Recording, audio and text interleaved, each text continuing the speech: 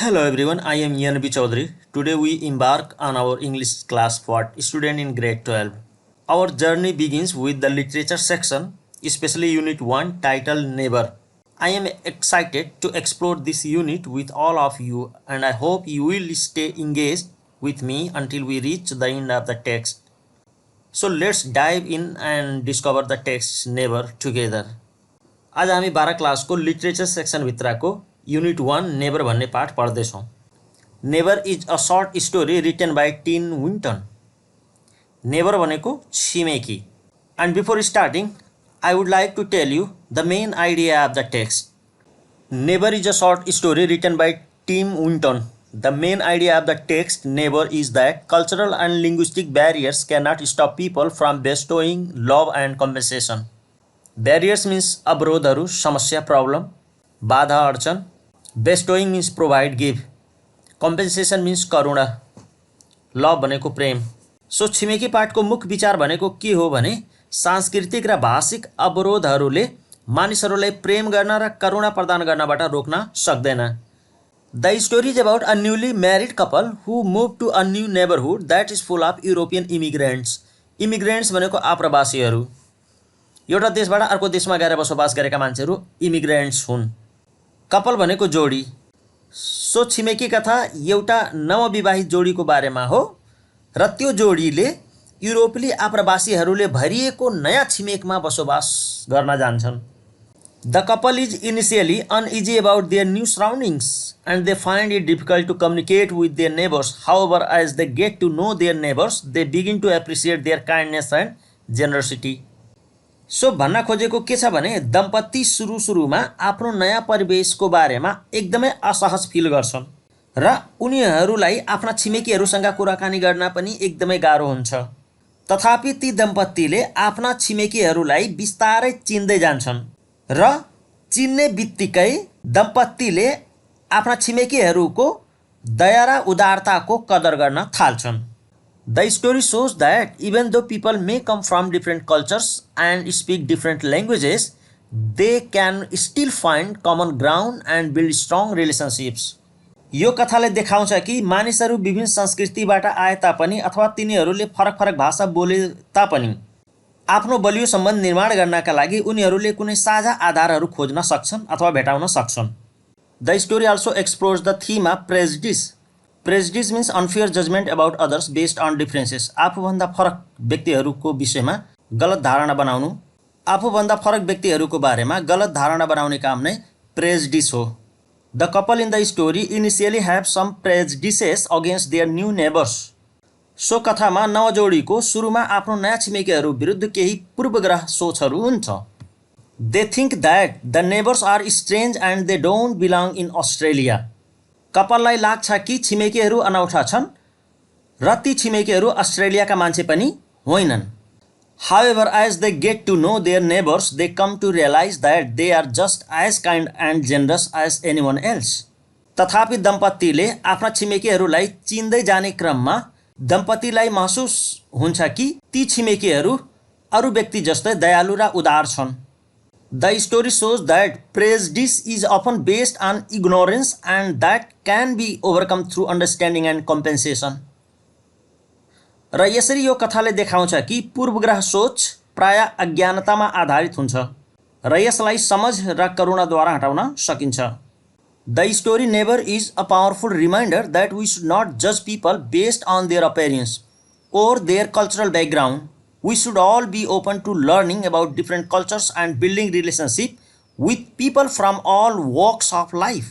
So कथा छिमेकी एउटा शक्तिशाली रिमाइन्डर हो जसले हामीलाई के सिकाउँछ भने मानिसहरूलाई तिनीहरूको अनुहार वा तिनीहरूको सांस्कृतिक पृष्ठभूमिको आधारमा न्याय गर्नु हुँदैन अथवा जजमेन्ट गर्न हुँदैन. We should all be open to learning about different cultures and building relationships with people from all walks of life. भन्न खोजेको हामी सबै विभिन्न संस्कृतिहरूबारे सिक्न र जीवनका सबै क्षेत्रका मानिसहरूसँग सम्बन्ध निर्माण गर्न खुला हुनुपर्छ, ओपन हुनुपर्छ. Now let's talk about characters. यो पाठमा भएका क्यारेक्टर्सहरूको बारेमा छलफल गरौँ. Young couple. So name of young couple is not given here. They are addressed with young couple only. Young कपलबाट मात्र सम्बोधन गरिएको छ। यङ कपलको नाम यो स्टोरीमा दिएको छैन। युवा दम्पतिहरू नवविवाहित जोडी हुन् र उनीहरूले सुरुमा आफ्नो नयाँ छिमेकीहरूप्रति वेरी फिल गर्छन्। वेरी भनेको टेन्सन फिल गर्छन् र आफू कुनै बाहिरको मान्छे हो भनेर उनीहरू महसुस गर्छन्।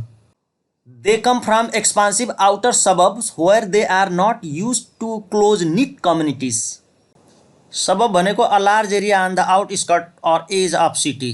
सहरभन्दा पर कुनै ठुलो एरियामा बसोबास गरिएको ठाउँलाई नै यहाँ सबब भनिएको छ।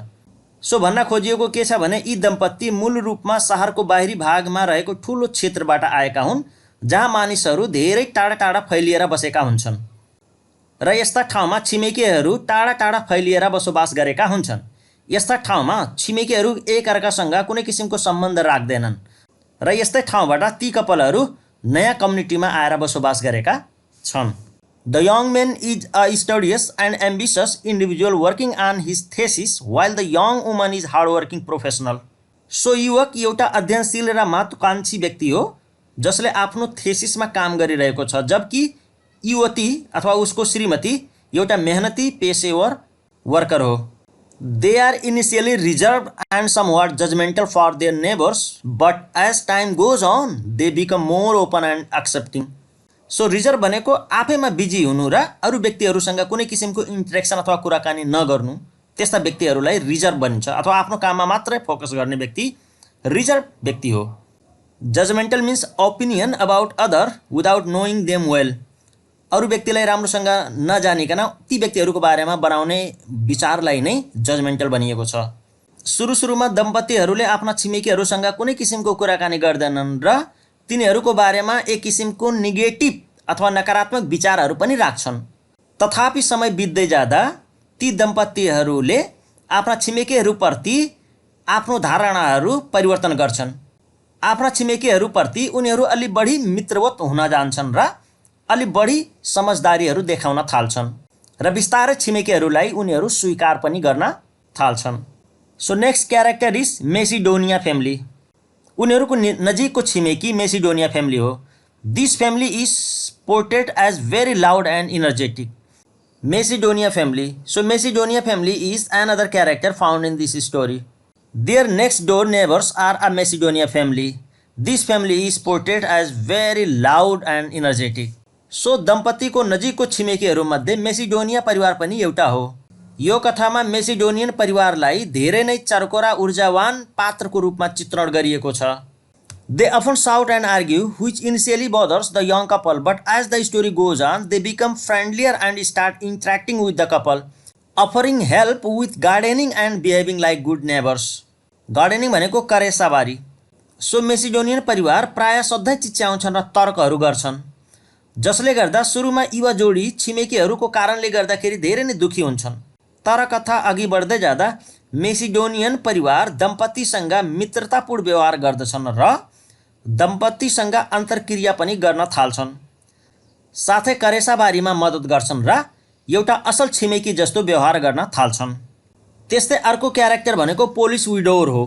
पोलिस भनेको पोल्यान्ड र विडोर भनेको श्रीमती मरिसकेको हस्बेन्डलाई विडोर भनिन्छ। The Polish widower is an old man who lives alone. He spends most of his time hammering nails into wood without actually building anything. Initially, the young couple finds him somewhat irritating, but he surprises them by rebuilding their collapsed hen house and offering help when needed, despite the language barrier. So भन्न खोजेको पोल्यान्डको विधुर एउटा वृद्ध मानिस हो जो एक्लै बस्छन्।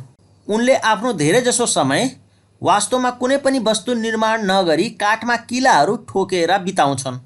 सुरुमा युवा दम्पति उनीप्रति अलि रिसाएका हुन्छन्, तर उसले युवा जोडीको भत्किएको कुखुराको घर पुनः निर्माण गरेर र भाषाको अवरोधको बावजुद पनि आवश्यक मद्दत गरेर ती परिवारलाई छक्क पार्छ।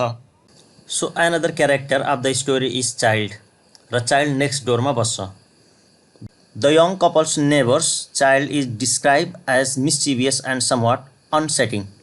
He is seen urinating in the street and spraying the cat. The young man feels uncomfortable around the child, especially when he peers at him through the fence with only his eyes visible. युवा दम्पतिको छिमेकीको बच्चा धेरै नै शरारती हुन्छ र त्यो बच्चालाई असजिलो बच्चाको रूपमा वर्णन गरिएको छ। उनी सडकमा पिसाब गर्दै गरेको र बिरालोमाथि स्प्रे गरिएको देखिन्छ।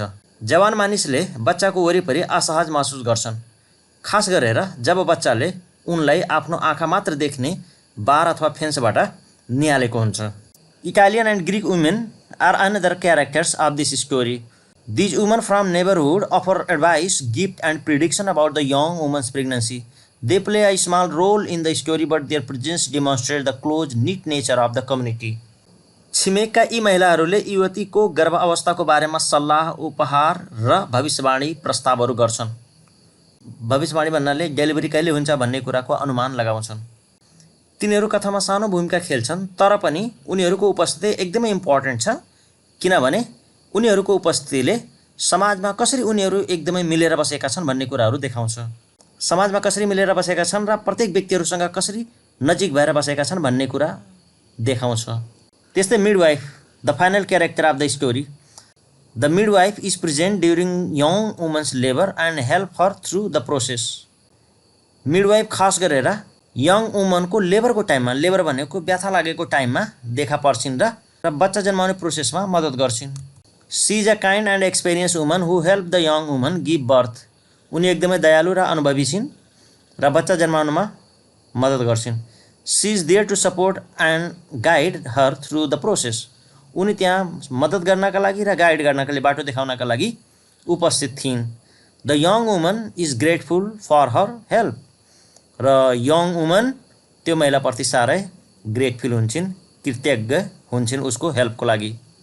Now let's see the summary. A newly married young couple was the main protagonist of the story. Protagonist भनेको प्रमुख पात्र, मुख्य पात्र। So young couple नै यो स्टोरीका प्रमुख पात्र हुन्।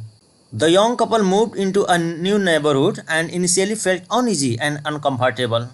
ती नव जोडीहरू नयाँ छिमेकमा सर्छन् र सुरुको अवस्थामा छिमेकीहरूबाट साह्रै नै अनइजी र अनकम्फर्टेबल फिल गर्छन्। They noticed that many people in the neighborhood were from European countries, which made them feel like they were in the foreign land. उनीहरू देखे कि छिमेकमा धेरै मानिसहरू युरोप देशबाट आएका हुन् र जसको परिणामस्वरूप उनीहरू आफू विदेशी भूमिमा भएको जस्तो फिल गर्छन्। They had neighbors from Macedonia and Poland. उनीका छिमेकीहरू जस्तो मेसिडोनियाबाट आएका थिए र पोल्यान्ड भन्ने देशबाट आएका थिए।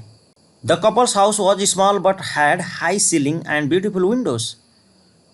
त्यो जोडीको घर एकदमै सानो हुन्छ तर उनीहरूको सिलिङ एकदमै हाई हुन्छ। And windows look very beautiful. They had a dog and the neighbors were cautious around it because it was calm and shedding coaly. र ती कपालसँग एउटा कुकुर हुन्छ र त्यो कुकुरबाट त्यहाँ छिमेकीहरू धेरै नै डराउँछन् किनभने त्यो कुकुर शान्त स्वभावको छ र कोली ब्रिडको हो। साथै कुकुरले टाइममा सेडिङ पनि गर्छ भन्नाले चाहिँ उसको भुत्लाहरू बाहिर आउँछ र जसको कारणले गर्दाखेरि त्यो छिमेकी उसको नजिकमा जान चाहँदैनन् किनभने त्यो भुत्लाको कारणले गर्दाखेरि विभिन्न किसिमको रोगहरू लाग्न सक्छ अथवा काम भएको कारणले गर्दाखेरि एक्कासी टोक्न सक्छ भन्ने डर ती छिमेकीहरूलाई थियो। कोली भनेको कुकुरको ब्रिड हो, कुकुरको एक किसिमको जात हो। At first the couple found it hard to adjust to the different sounds and behavior of their neighbors. सुरुमा दम्पतिलाई आफ्ना छिमेकीहरूको फरक आवाज र व्यवहारमा समायोजन गर्न, एडजस्ट गर्न धेरै नै गाह्रो हुन्छ। The Macedonia family was loud, shouting and screaming, but the couple later realized that it was just how they communicated. Macedonia परिवार चर्को स्वरमा कराउँथे र चिच्याइरहेका हुन्थे, तर दम्पतिले पछि महसुस गरे कि यो त तिनीहरूको कुराकानी गर्ने तरिका मात्र हो। The Polish widower spent his time hammering nails into wood without building anything. पोल्यान्डको विडोरले कुनै पनि वस्तु निर्माणै नगरी काठमा किला हानेर समय बिताएको हुन्थ्यो। The couple felt uncomfortable with the boy next door who sometimes did strange things like urinating in the street and spraying the cat. दम्पतिले छिमेकी केटासँग असहज महसुस गर्थे किनभने उसले कहिलेकाहीँ सडकमा पिसाब गर्ने र पिसाबलाई बिरालोमाथि स्प्रे गर्ने जस्ता अनौठो काम गर्थ्यो। As time passed, one day the young couple started planting onion and cabbage in their backyard.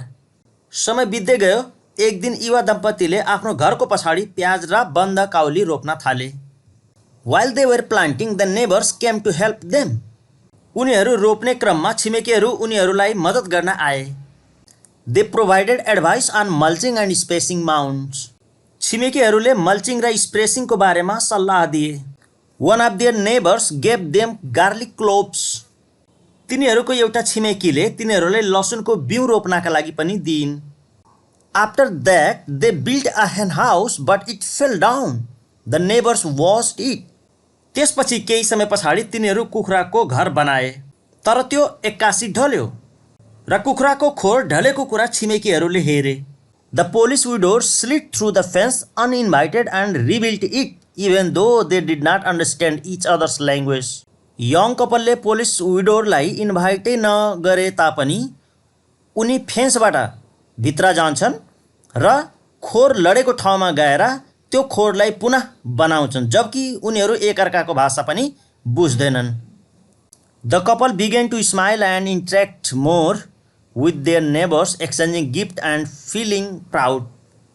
Polish विडोरको यो काम देखेर दम्पतिहरू मुस्कुराउँछन् र आफ्ना छिमेकीहरूसँग थप कुराकानी गर्न थाल्छन्, साथै उपहार आदान प्रदान गर्न र गर्व महसुस गर्न थाल्छन्। The couple kept ducks and learn how to slaughter, pluck and dress them with the help of the Macedonia family. त्यस्तै मेसिडोनिया फ्यामिलीले दम्पतिलाई मद्दत गर्छन्। दम्पतिले हाँसहरू राखेका थिए र मेसिडोनिया परिवारको सहयोगमा हाँसलाई कसरी काट्ने, कसरी त्यसको भुत्लाहरू निकाल्ने र कसरी सफा गर्ने भन्ने कुराहरू सिक्छन्। The young main was busy writing a thesis on theme of developing 20th century novels. त्यो यङ मेनले 20औं शताब्दीका उपन्यासहरू विकास गर्ने विषयमा थेसिस लेख्ने काममा व्यस्त थियो। ही help his wife cook dinner. र उसले आफ्नो श्रीमतीलाई खाना पकाउनमा मद्दत गर्थ्यो, डिनर पकाउनमा मद्दत गर्थ्यो। In the spring the young woman become pregnant unplanned. They were not ready to take responsibility but they accepted it. So spring भनेको वसन्त। वसन्तमा युवती बिना योजना गर्भवती भइन्। तिनीहरू जिम्मेवारी लिन तयार त थिएनन्, तर पनि स्वीकार गरे। The woman took a vacation from hospital to take care of her body. उसको श्रीमती हस्पिटलमा काम गर्थिन् र अब प्रेग्नेन्ट भइसकेपछि आफ्नो बडीलाई केयर गर्नका लागि उनी केही समयको लागि बिदा लिन्छन्। Her neighbours knew about it.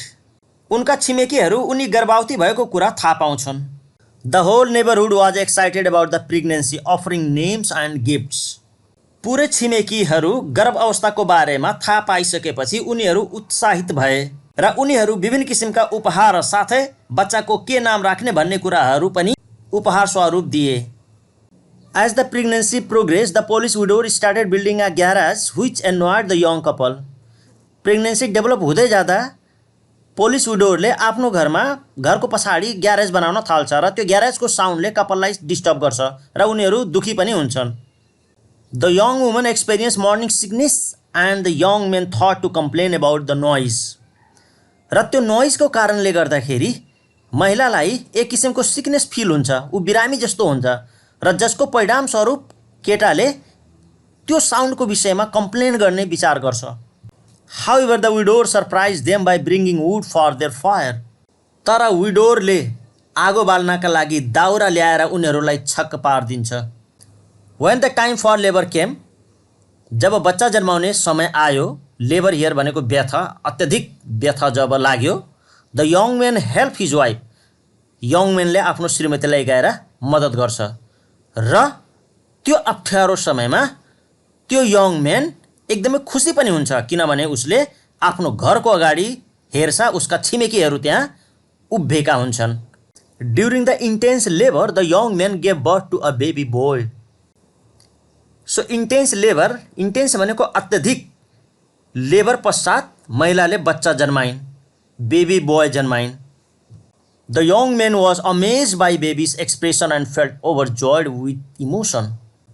बच्चाको अभिव्यक्ति सुनेर यङ मेन छक्क पर्यो र ऊ भावुक पनि भयो, साथै अत्यधिक आनन्दित फिल गर्न थाल्यो। The neighbours outside cheered for them and the young main was move to tears. बच्चा जन्मिसकेपछि बाहिर छिमेकीहरू हर्षोल्लास गरे र यङ मेनले ती मान्छेहरू खुसी मनाएको देखेर उसको आँखामा आँसु आयो। The couple felt comfortable in the new multicultural and multilingual Australian society.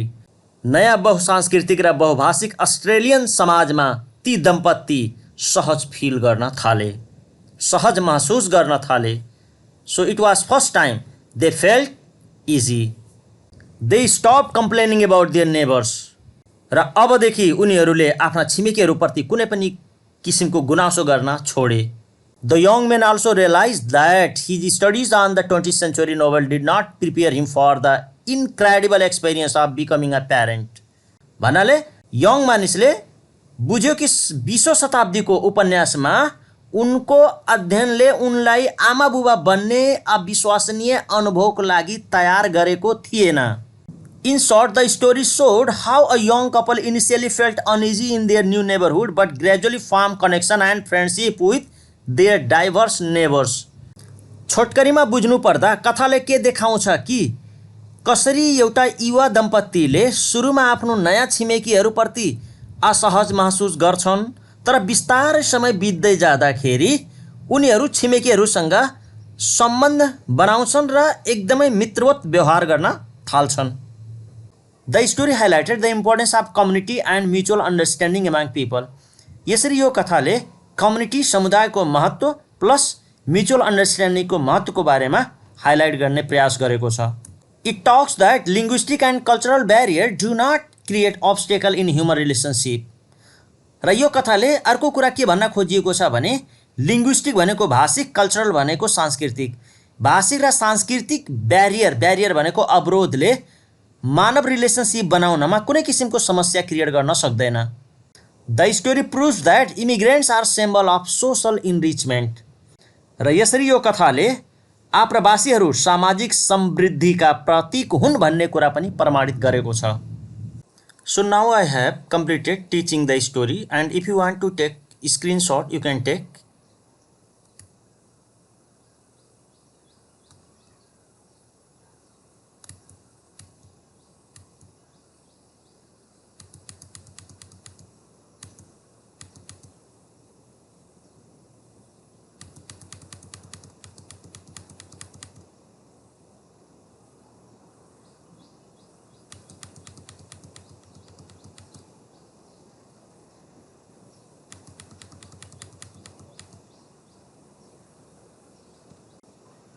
Now let's proceed to tackle the exercise provided here.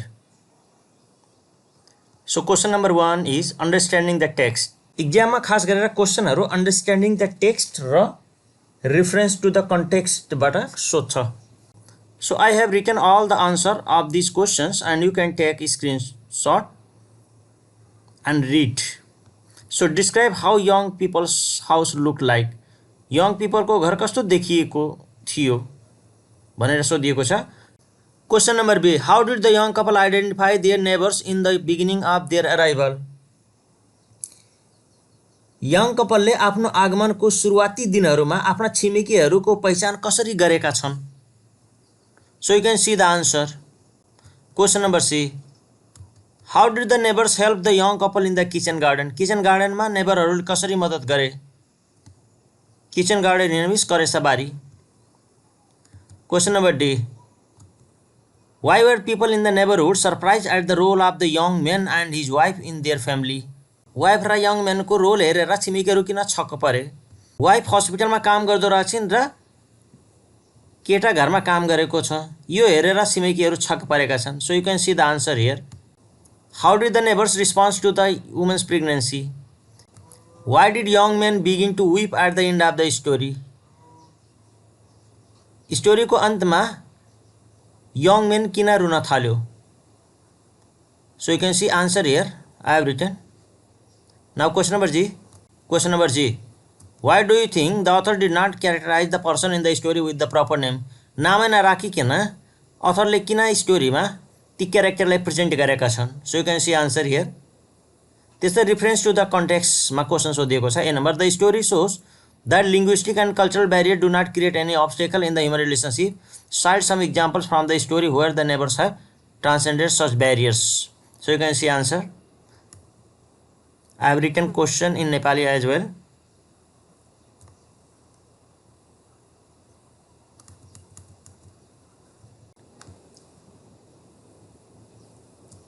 Question number B. The last sentence of the story reads, "The 20th century novel had not prepared him for this." In your view, what difference did the young man find between 20th century novels and human relations? So answer is here, you can write.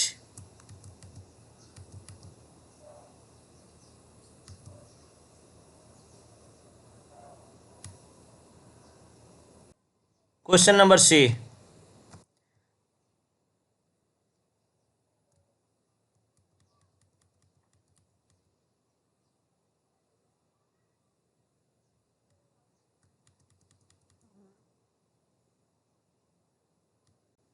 Question number D.